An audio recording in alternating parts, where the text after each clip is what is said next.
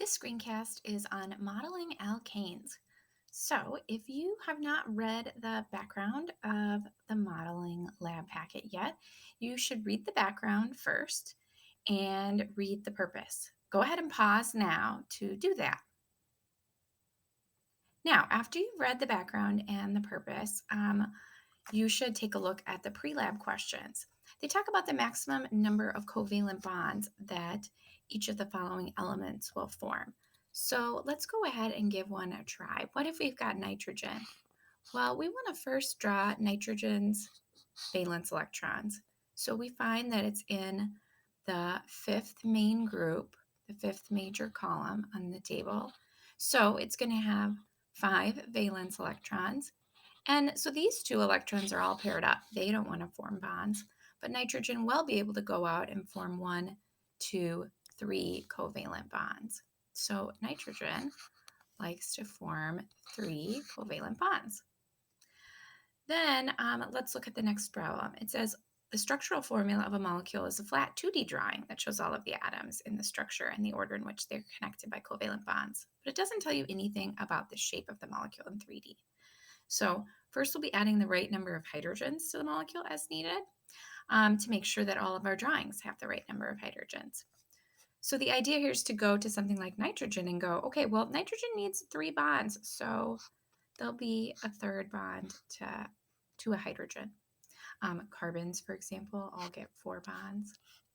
And so you're just checking that each atom has the appropriate number of bonds in number 2.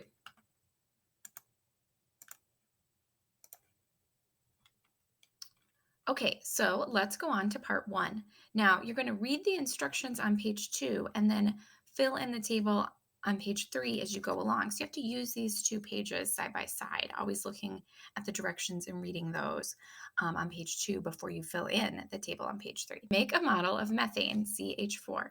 Fill in your data table for methane. The structural formula is a flat 2D drawing that shows each individual hydrogen bonded to the carbon atoms, but it doesn't give you any information about the molecule's 3D shape. The sketch is a drawing of the 3-dimensional shape, sometimes with balls and sticks to represent the atoms and bonds respectively. Wedges and dashes show bonds coming out of or behind the plane of the page. What is the H to C to H bond angle? So that's going to be a question in the table.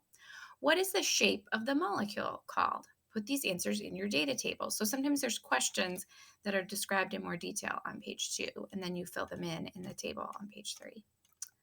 So the first one we're going to draw is methane. Now the prefix meth stands for 1 carbon.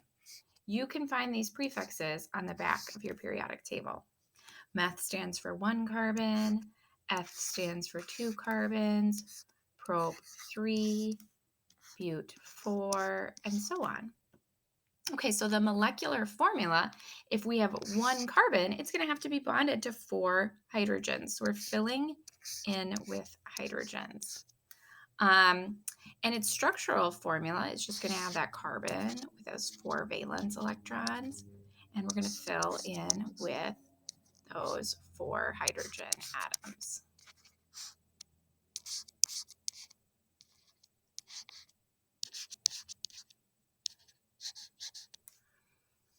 And so then we want to actually make CH4 with our model kit. So you find your black carbon atoms and then you start filling in with these single bonds. They're kind of shorter bonds. The double bonds are longer and bendier. The single bonds are shorter and they're not bendy. So you go ahead and you start filling in your carbon with single bonds and fill it in with hydrogens. Now, some of you might only have plenty of green atoms to use for hydrogens. Most of you have white atoms, but some of you might have to use green atoms to be your hydrogens. Greens are normally the halogens, but this helps us get enough, actual atoms out to all kids. So you might be using green or white to represent hydrogens.